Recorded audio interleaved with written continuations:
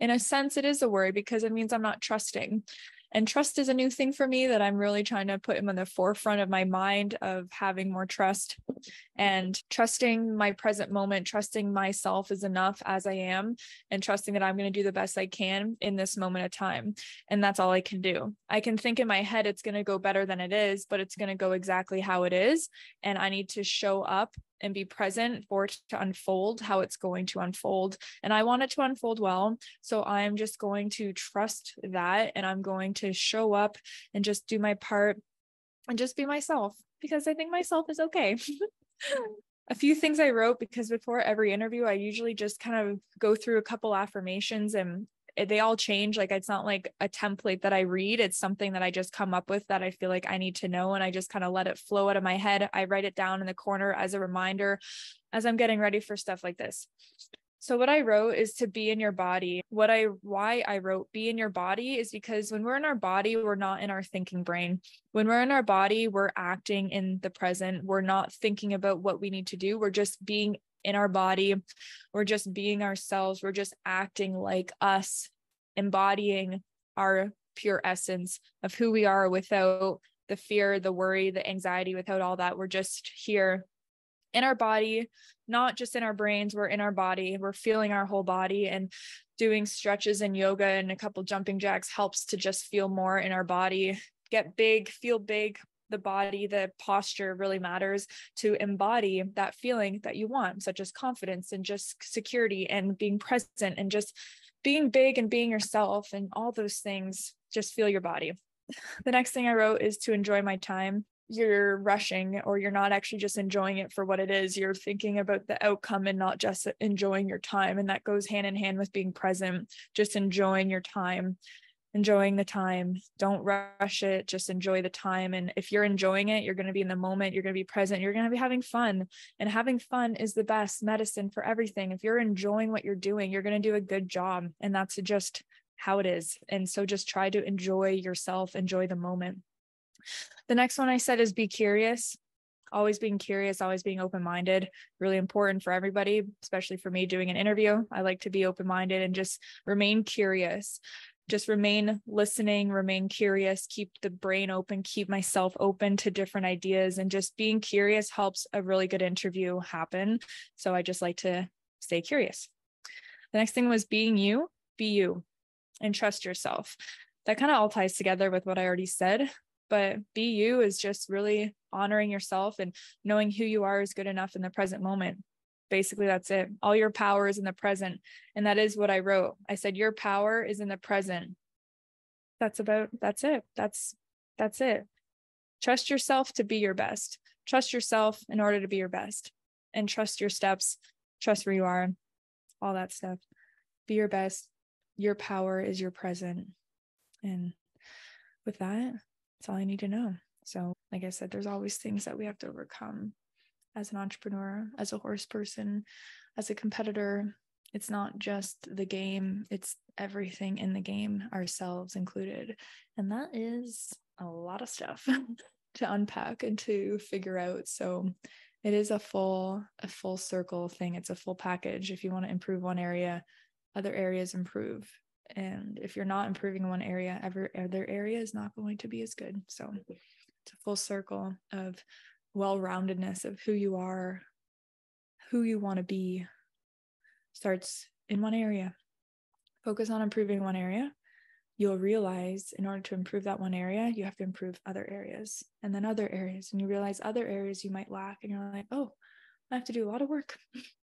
I sometimes get worried that I'm not as prepared as I should be. But again, I have to trust the process that sometimes you're not going to be as prepared as you think you should be. Sometimes you will have that worry, and that is a worry. That's the anxiety, feeling like, what if I'm not good enough? What if I'm not enough? And go back to your trust. Trust that you are. Trust that it will work out. It'll be okay. It will. And that's how I feel. I was like, I don't know. But I trust myself.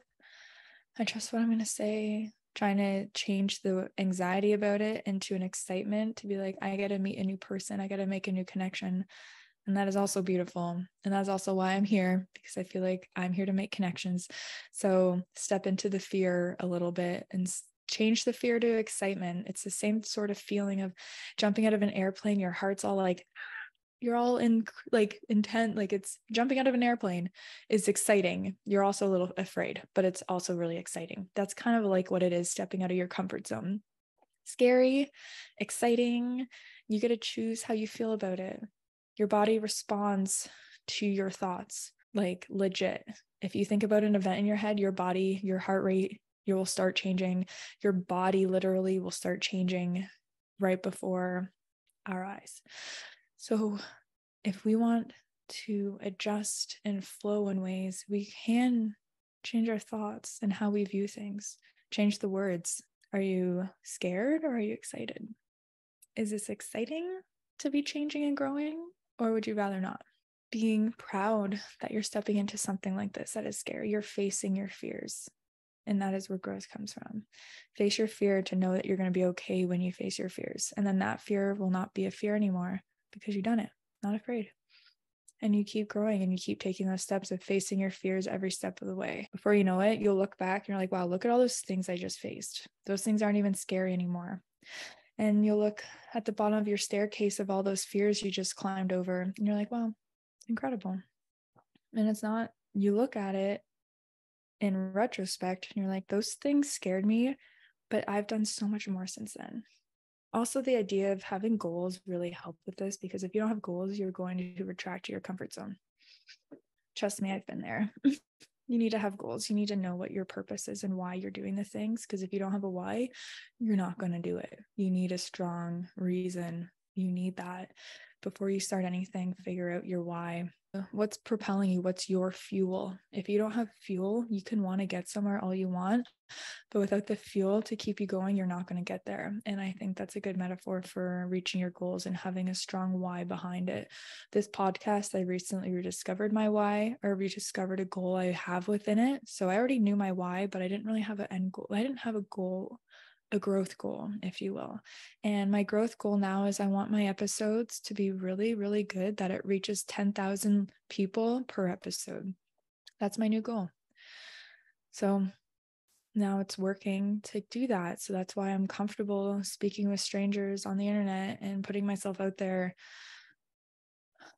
And as an introvert, it's hard. It's really hard, but it's good because that's how I evolve, and that's what I need to do.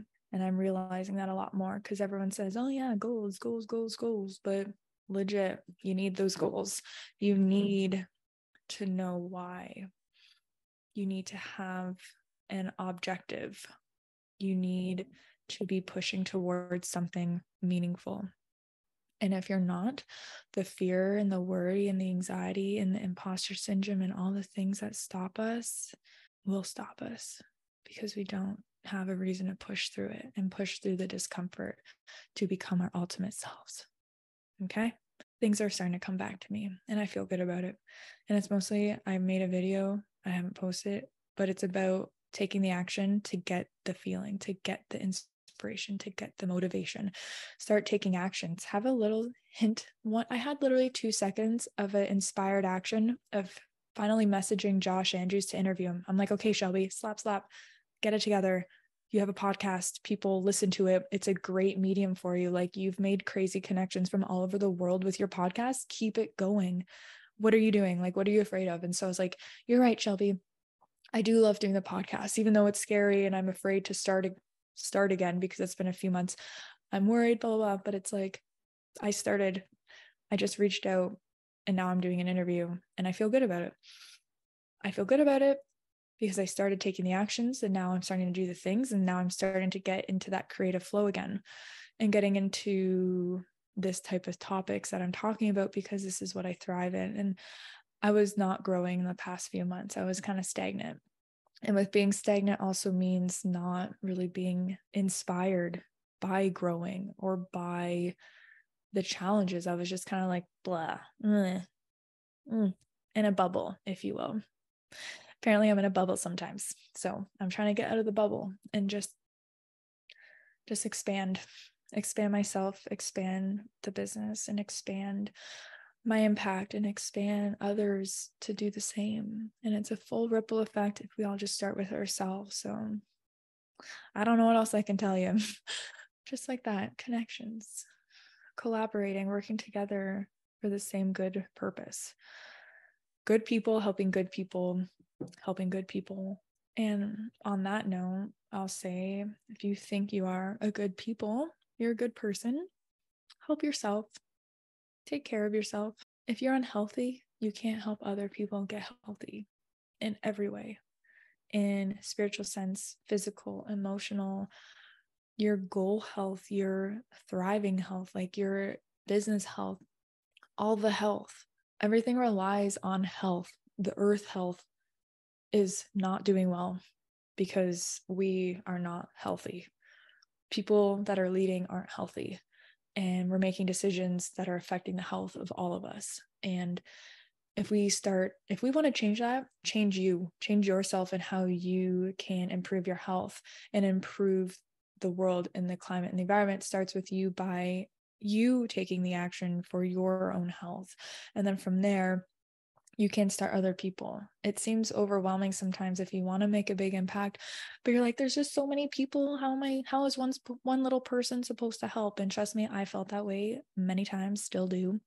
But I do realize that things do take time, and I am only one person, but also if I'm going to do it right, I do have to start with myself, because if I'm not healthy, how am I supposed to inspire others to get healthy?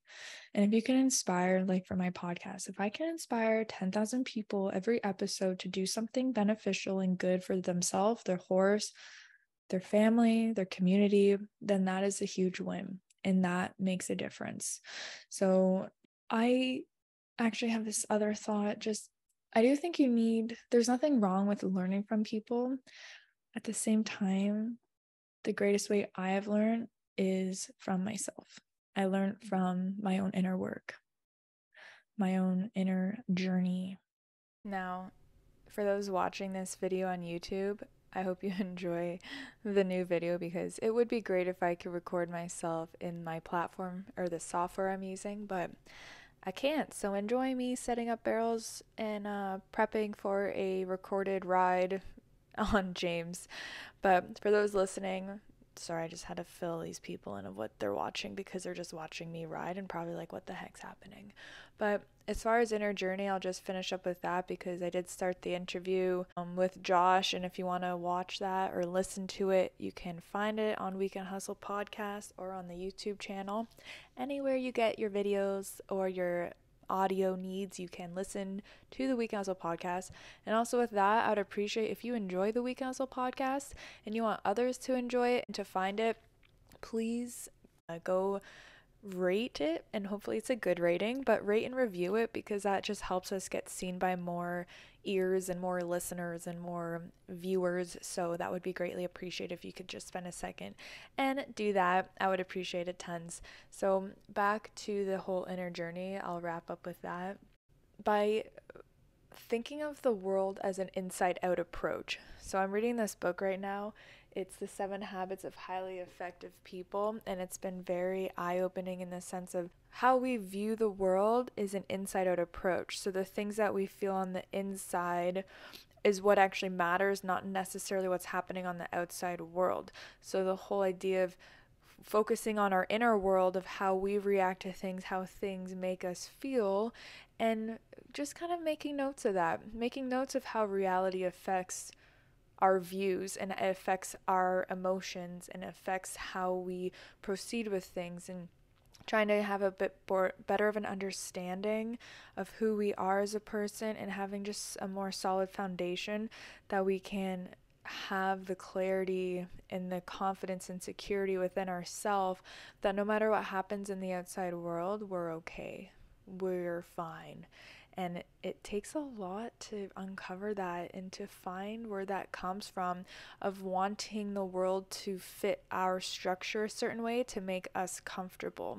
But that's not always the case. We know there's so many variables and so many uncertainties as life. People lose jobs, people lose lives, people move, relationships end, they begin. There's so many things that are constantly changing in the world. It's impossible for us to control the world to make us comfortable.